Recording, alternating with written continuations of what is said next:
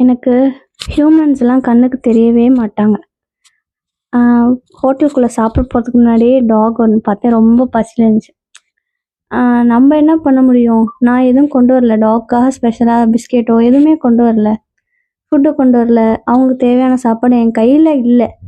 எனக்கு தெரியுமா? டாக்ஸ் பசியில எத்தனையோ டாக்ஸ் இருக்காங்க. எல்லா டாக்ஸ்க்கும் என்னால ஃபீட் பண்ண முடியாதுல்ல.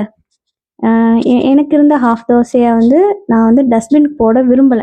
ஸோ அந்த தோசைய எடுத்து எந்த டாக் பசியில இருந்ததோ அந்த டாக் வந்து தேடி போய் வச்சுட்டேன்.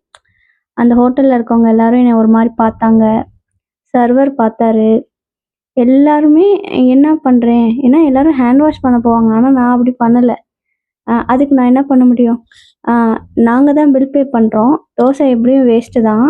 அது என்னால சாப்பிட முடியல. அதுக்காக டஸ்ட்பின்ல போட்டுன்னு விடவும் முடியல. டாக் பசியில இருக்கு.